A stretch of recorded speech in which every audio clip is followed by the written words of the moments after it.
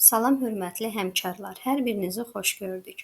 Bu gün sizlərlə yaş psixologiyasına aid 24 test tapşırığı ilə tanış olaq. Sual 1. Çağalıq yaş dövrü hansı illəri əhatə edir? A bəndi anadan olandan 1 yaşadək. Bəli, düzgün cavabımız elə A bəndidir. Çünki çağalıq doğuşdan 1 yaşa qədər olan dövrdür. Bu mərhələdə uşağın fiziki və ilkin emosional bağlılıqları formalaşır. Klassik inkişaf nəzəriyyəsində də elə bu dövr 0-1 yaş aralığı kimi qəbul olunur. B variantına baxsaq, anadan olandan 3 yaşa qədər bu interval həm çağalıq dövrünü, həm də körpəlik dövrünü əhatə edir və qeyri-dəqiq çox geniş cavab olduğu üçün B variantı səhvdir. C bəndi 1-3 yaş arası bu dövr adətən körpəlik dövrü sayılır, çağalıq dövrü deyil. Bizdən isə çağalıq dövrünü soruşur. D bəndi 2-4 yaş arası və Y bəndi 3-5 yaş arası. Bu aralıqlar daha gec məktəbə qədər və ya belə deyim 2-4 aralığı adlı bir dövrümüz ümumiyyətcə yoxdur. 3-5 yaş aralığında isə 3-6 yaş aralığı olmalıdır. Bu da məktəbə qədər yaş dövrünü əhatə edir. Ona görə də bizim düzgün cavabımız elə A variantıdır.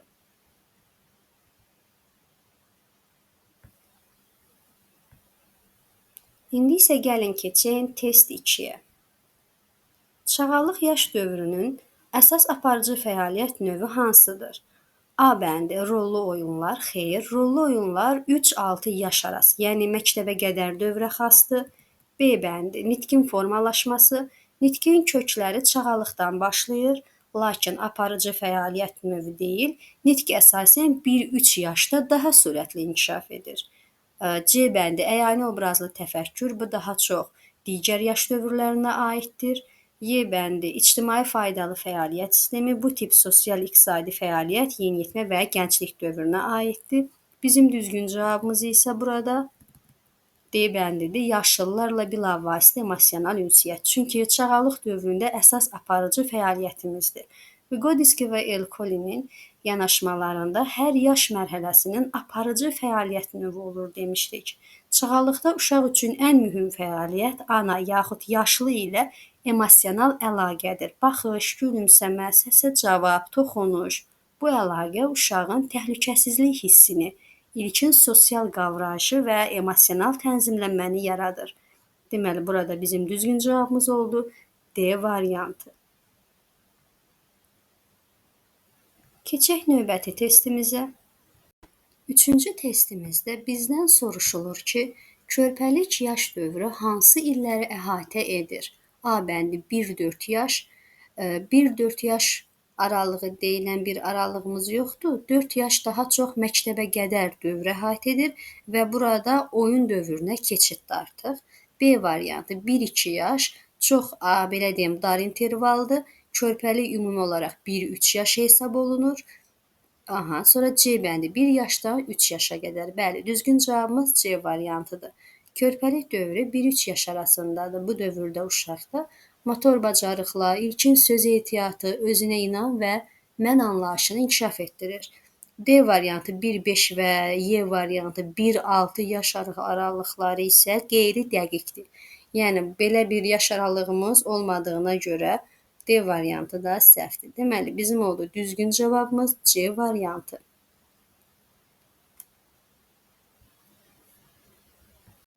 Test 4. Test 4-də bizdən soruşulur ki, körpəlik yaş dövründə əsas aparıcı fəaliyyət növü hansıdır? A bəndi ünsiyyət zamanı mövcud hərəkət tərzlərinə yiyələnmək. Bəli, bu doğrudur. Çünki körpəlik dövründə uşaq əsasən əşyalarla manipulyasiya edir, hərəkət koordinasiyası və motor bacarıqları üzərində işləyir. Tutmaq, ayağa qalxmaq, yerimək, obyektləri araşdırmaq bu dövrdə əsasdır. Bu fəaliyyətlər uşaqda səhv nəticə anlayışını və əqli manipulyasiyanı inkişaf etdirir. Deməli, bizim düzgün cavabımız A variantıdır. Digər variantlara da baxaq. B variantı rollu oyunlar. Rollu oyunlar məktəbə qədər yaş dövrünə aiddir, yəni 3-6 yaş dövrünə aiddir. C bəndi əyani obrazlı təfəkkürün təşəkkülü, bu da sonrakı dövrlərə aiddir. D bəndi emosional ünsiyyət, çağalıqda aparıcı fəaliyyətdir. Körpəlikdə isə hərəkət fəaliyyəti daha dominantdır. Y bəndi emosional isə İ bəndə təlim fəaliyyəti isə 6 yaşdan sonrakı dövrlərdə əsas aparıcı fəaliyyətdir. Körpəlikdə isə aparıcı fəaliyyət deyil, yəni əsas aparıcı fəaliyyət deyil. Ona görə bizim düzgün cavabımız oldu A variantı.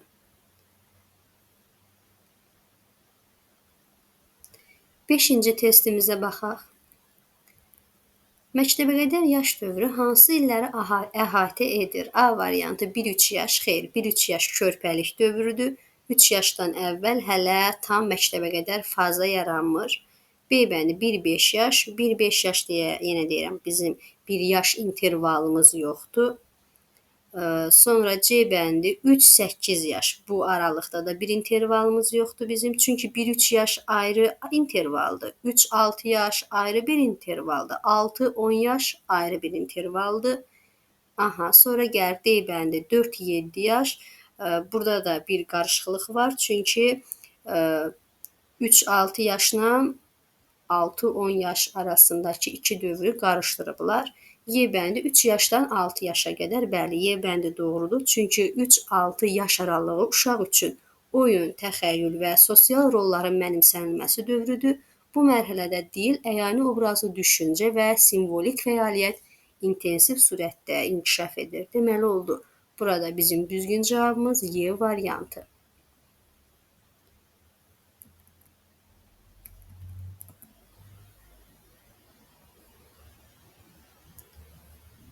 6-cı testimiz məktəbəqədər yaş dövründə aparıcı fəaliyyət hansı fəaliyyət növüdür? Deməli, bizdən soruşulan məktəbəqədər yaş dövrüdür. A bəndi emosional ünsiyyət. Xeyr, emosional ünsiyyət çağalıqda əsasdır. Bizdən soruşulan məktəbəqədərdir.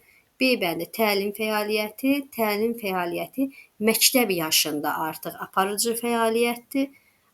Sonra C variantı rollu oyunlar. Bəli, rollu oyunlar məktəbəqədər yaş dövründə, yəni 3-6 yaş ərəfəsində əsas aparıcı fəaliyyətdir.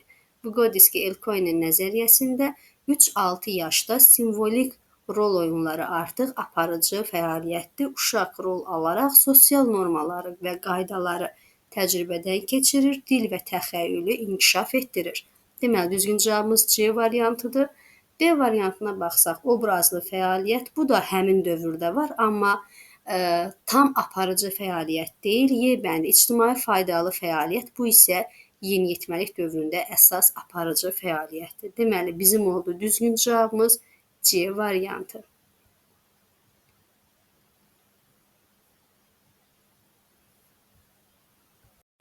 Test 7. Kiçik məktəb yaşı dövrü hansı illəri əhatə edir? Bizdən soruşulan kiçik məktəb yaşı dövrüdür. Variantları bir-bir sizinlə analiz etsək, A bəndi 7-13 yaş, burada da yaş intervalı artıq adekvat deyil. Çünki 14-13 yaş artıq yeniyetməlik yaşı dövrü hesab olunur. B variantı 6 yaşdan 10 yaşa qədər, bəli, kiçik məktəb yaşı dövrü 6 yaşdan 10 yaşa qədər olan dövrü əhatə edir. Artıq burada uşaq formal təhsilə başlayır.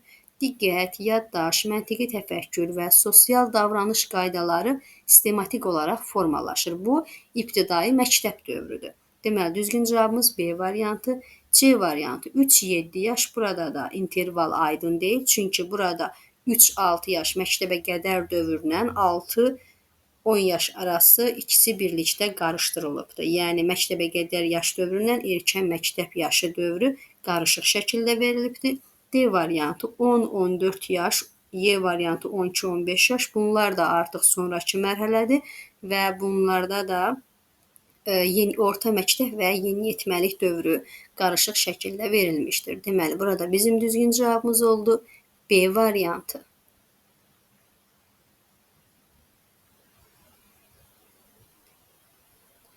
8-ci test. Kiçik məktəb yaşı dövründə aparıcı fəaliyyət növü hansıdır? Deməli, bizdə kiçik məktəb yaşı dövrünün aparıcı fəaliyyətini soruşur. A bəndi obrazlı fəaliyyət. Obrazlı fəaliyyət köməkçi rol oynayır, ancaq aparıcı fəaliyyət deyil. B bəndi oyun, C bəndi rollu oyunlar.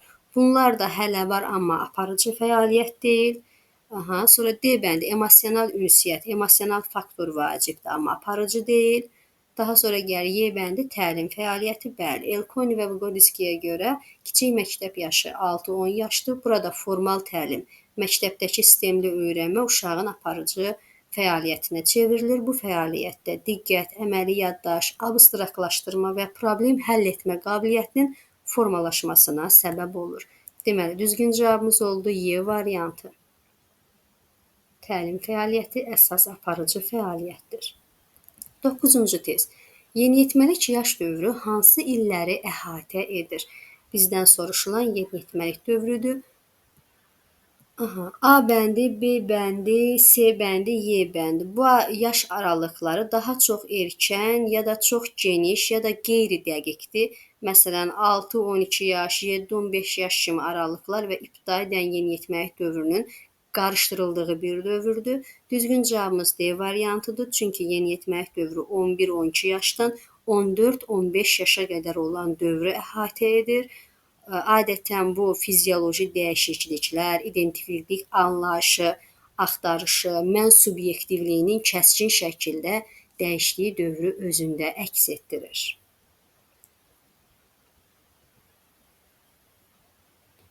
Deməli, bizim düzgün cavabımız oldu D variantı.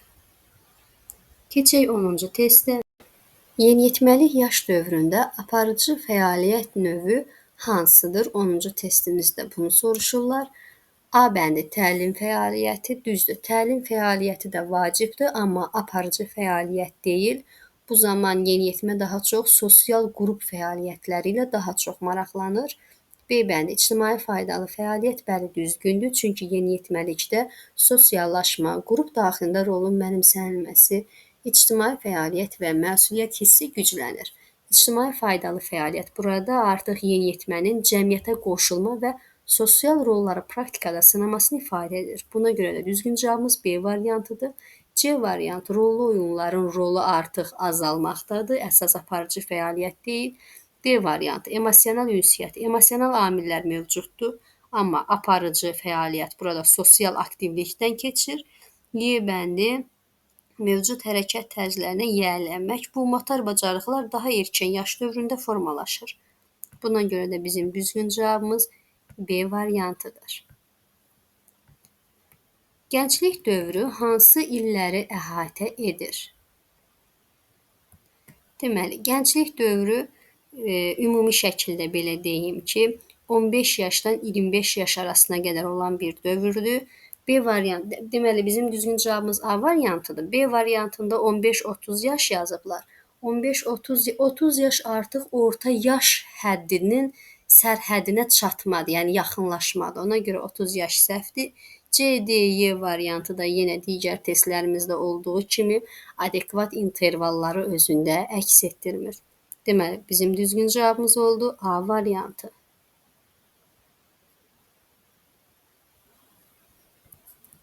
12-ci test. Gənclik yaş dövrü neçə mərhələdən ibarətdir? Burada düzgün cavab 2-dir, yəni C variantı. Çünki gənclik 2 əsas mərhələyə bölünür. Bunlardan biri erkən gənclikdir. Bu 15-20 yaş arasını əhatə edir. Bəzi ədəbiyyatlarda 15-19 yaşda götürürlər və gec gənclik dövrü var ki, bu da 20-25 yaş arasını əhatə edir. Hər mərhələnin öz prioriteti, sosial-psixoloji problemləri var. Məsələn, müstəqillik, ixtisas seçimi, ailə qurmaq və s. A, B, D, Y variantları da bunlar da qeyri-adekvat cavablar olduqlarına görə qəbul olunmur. Düzgün cavabımız C variantı 2 mərhələdən ibarət oldu.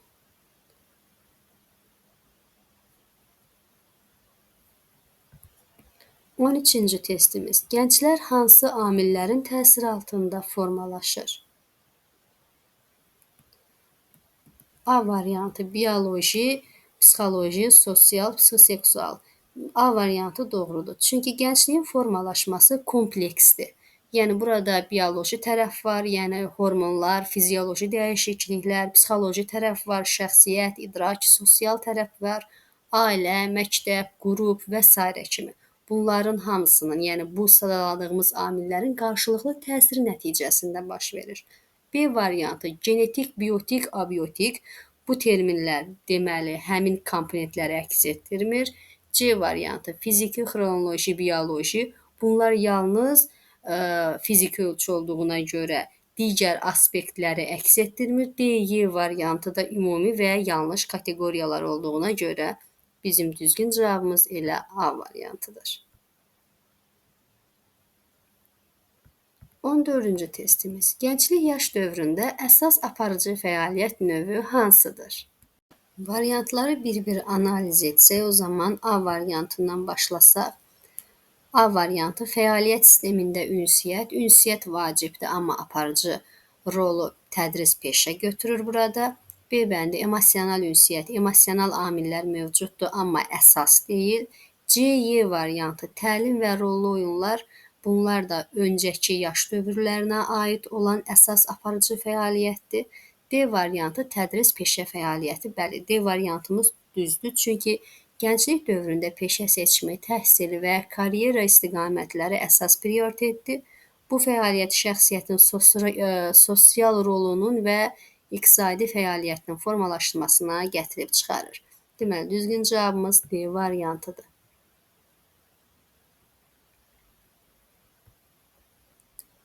15-ci test. Orta yaş dövrünün birinci mərhələsi hansı illəri əhatə edir? Birinci mərhələsi. Psixologiyada yaş mərhələləri insanın ontogenetik inkişafına görə bölünür. Bu bölgü əsasən Leontiyev, Erikson, Rubinstein və digər tədqiqatçıların tədqiqatlarına əsaslanır. Orta yaş dövrü yetkinlik və qocalıq arasında keçid mərhələdir. Bu dövrdə insanın peşəkar fəaliyyəti sabitləşir, ailə münasibətləri formalaşır, sosial statusu möhkəmlənir və şəxsi ictimai məsuliyyət hissi daha da artır. Bu dövr adətən iki mərhələyə bölünür. Orta yaşın birinci mərhələsi 25-35 yaşdır. Bu mərhələdə insan artıq gənclik dövrünü başa vurur, sabit həyat tərzi və peşəkar istiqamət formalaşır. Orta yaşın ikinci mərhələsi kişilərdə 36-60 yaş, qadınlarda 36-55 yaşdır. Bu mərhələdə şəxsiyyətin sabitlik və müdriklik dövrü sayılır. Deməli, bizim burada düzgün cavabımız 25-35 yaş arasıdır. Çünki birinci mərhələni soruşur bizdən. İnsan gənclik ideyalarından reallığa keçir, ailə, iş, sosial status ön plana çıxır, psixoloji yetkinlik formalaşır, enerji və fəaliyyət ən yüksək səviyyədə olur. Yəni artıq şəxs formalaşmış şəxsiyyət olur, amma hələ yaşlılıq mərhələsinə daxil deyil, yəni bu. A bəndi 15-25 yaş dedik. Bu gənclik dövrü hesab olunur. Bu mərhələdə insan özünü dərk etməyə və şəxsiyyətini formalaşdırmağa çalışır, amma hələ orta yaş deyil. B bəndi 20-30 yaş. Bəzən sərhədlər təxmin olsa da bu aralıq tam uyğun gəlmir. Çünki orta yaşın başlanğıcı adətən 25 yaşdan sonra hesab olunur. D variantı 25-40 yaş. Bu aralıq həm birinci, həm də ikinci mərhələni birləşdirir, yəni çox genişdir. Psixoloji bölgü baxımından düzgün hesab olunmur. Y bəndi 30-45 yaş, bu aralıq orta yaşın ikinci mərhələsinə daxildir. Bu dövrdə insan artıq sabit həyat tərzində olur və peşəkar fəaliyyətin zirvəsində olur. Deməli, bizim düzgün cavabımız oldu 25-35 yaş aralığı.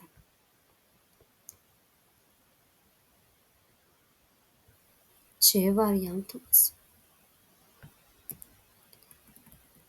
16-cı testdə orta yaş dövrünün ikinci mərhələsini bizdən soruşur. Bir qədər məlumat verdim.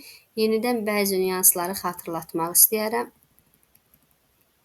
Cavabımız 36-60 yaş oldu. Çünki psixoloji inkişafın klassik təsnifatlarında orta yaş adətən dedik iki mərhələyə bölündü. Erkən və ikinci, yaxud birinci, ikinci deyə bölürlər. Bu qadınlar və kişilərdə bir yaş fərqlilikdən ola bilir. Burada peşəkar karyeranın yetkinləşməsi və zirvəsi daha üstün zirvəyə çatır, belə deyim. Ailə və sosial məsuliyyətlər möhkəmlənir, fiziki dəyişikliklər baş verir. Bəzən orta yaş böhranının psixoloji təzahürləri özünü göstərməyə başlayır. 60 yaşa yaxınlaşdıqca insan artıq yenidən qiymətləndirmələr edir. Orta yaşdan çıxıb yaşlılıq mərhələsinə keçidə tərəf hərəkət edir. Bu səbəblə 36-60 yaş aralığı həm sosial, həm bioloji, həm də psixoloji göstəriciləri nəzərə alaraq məntiqli və geniş qəbul olunan bir sərhəddir. A variantında 35-45 yaş çox dar intervaldır. Bu yalnız gec başlanğıc və erkən hissəni əhatə edir. İkinci mərhələ üçün yetərincə geniş deyil. B bəndi 20-50 yaş, 20 yaş artıq gənclik dövrünə daxildir. Bu interval həm gənclik, həm də orta yaşı qarışdırır. C bəndi 40-70 yaş, 70 artıq yaşıllıq dövrünü əhatə edir. Çox geniş və qeyri-spesifik bir bölgüdür. 25-50 yaş, 25 yaş orta yaşın birinci mərhələsinin başlanğıcına aiddir. İkinci mərhələ üçün isə çox erkəndir. Deməli, burada bizim düzgün cavabımız oldu. Y variantı 36-60 yaş. Orta yaş dövrünün ikinci mərhələsi hansı illəri əhatə edir? Qadın və kişilər üçün fərqli yazıblar.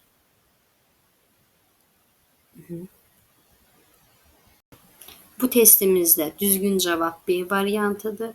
Qadınlarda 36-55 yaş arası orta yaş dövrünün ikinci mərhələsini əhatə edir. 18-ci test. Yaşlı adamlar hansı yaş dövrünü əhatə edir? Kişilər üçün soruşulur bu testdə.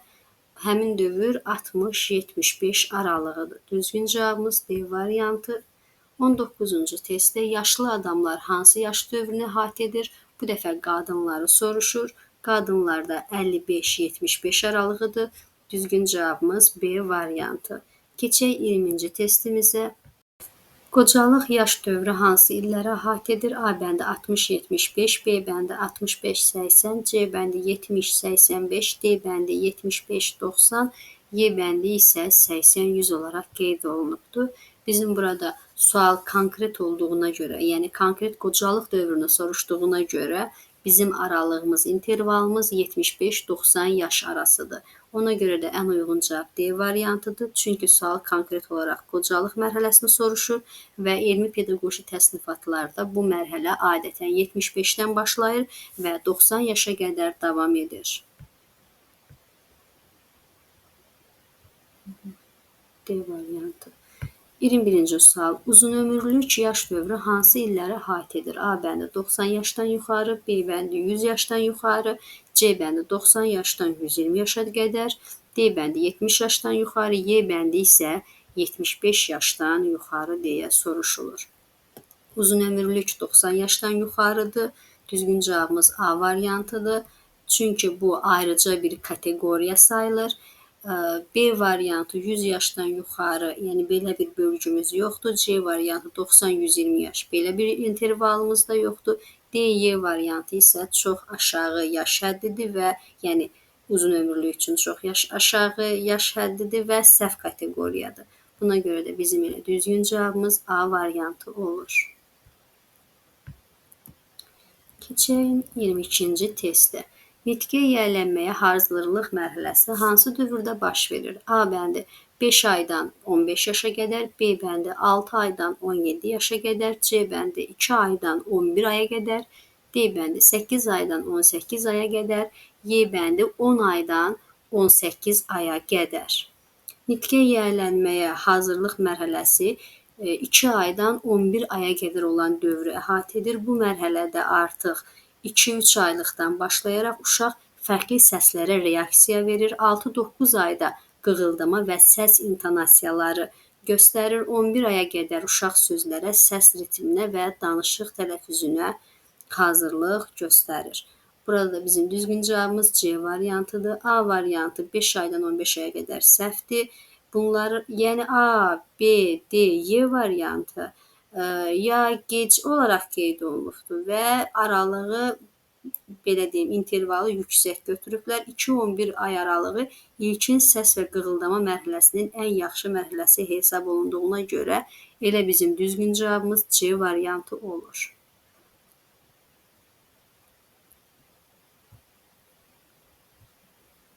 23-cü sual. Dilin psixi hissi mənimsənilməsi mərhələsi hansı dövrdə baş verir? A bəndi 2 aydan 10 aya qədər, B bəndi 6 aydan 12 aya qədər, C bəndi 9 aydan 14 aya qədər, D bəndi 10 aydan 1 il 4 aya qədər, Y bəndi 11 aydan 1 il 7 aya qədər. Düzgün cavabımız burada bizim Y variantıdır. Çünki 11 aydan 1 il 7 aya qədər davam edir. Bu mərhələdə uşaq artıq sözlərin emosional, semantik məzmununu anlamağa başlayır. Ana, ata və s. kimi sözlərə reaksiya verir. Sadə göstərişləri yerinə yetirmə qabiliyyəti yaranır. 11 ay çevrəsi üçün isə uşaq söz məna əlaqəsinin gücləndiyi bir dövrün başlanğıcıdır. A variantı səhvdir. 2-10 ay, çünki bu dövr səs və qığıldama mərhələsidir. Sözlərin mənasını hələ tam mənimsəmir. B, C, D variantları isə qismən üst-üstə düşsə də bizim ən uyğun variantımız Y variantıdır. Çünki ilk sözlərin və onların mənalarının anlaşıldığı dövr məhz həmin Y variantında qeyd olunan dövrdür. Sonra hələ ki sonuncu testimiz dilin qrammatik quruluşuna yiyələnmək mərhələsi hansı dövrdə baş verir? A bəndi 1 il 4 aydan 2 yaşa qədər, B bəndi 1 il 7 aydan 3 yaşa qədər, C bəndi 11 aydan 1 il 7 aya qədər, D bəndi 8 aydan 2 yaşa qədər, Y bəndi isə 1 yaşdan 2 yaşa qədər olan dövr. Yoldaşlar, burada bizim düzgün cavabımız B variantıdır. 1 il 7 aydan 3 yaşa qədərdir. Çünki yaş yarım 3 yaş aralığı uşaq artıq morfoloji və sintaktik qaydaları aktiv şəkildə öyrənir. Bu dövrdə 2-3 sözlü birləşmələrdən başlayaraq daha nisbətən mürəkkəb cümlə quruluşuna keçir. A bəndinə baxsaq, 1 il 4 aydan 2 yaşa qədər çox dardır. Qrammatika 2-3 yaşda güclənə bilər. 1-7 aydan 3 yaşa qədər artıq məqbuldur. C variantı 11 aydan 1 il 7 aya qədər. Bu daha çox ilkin söz və mənanı anlama mərhələsidir. Qrammatik quruluş hələ tam formalaşmır. 8 ay, 2 yaş, yəni D və Y variantları isə ya çox erkəndir, ya da çox dardır, yəni intervalı özündə əks etdirmir. Buna görə də bizim düzgün cavabımız B variantıdır. Hələ ki bu qədər. Diqqətiniz üçün təşəkkür edirəm.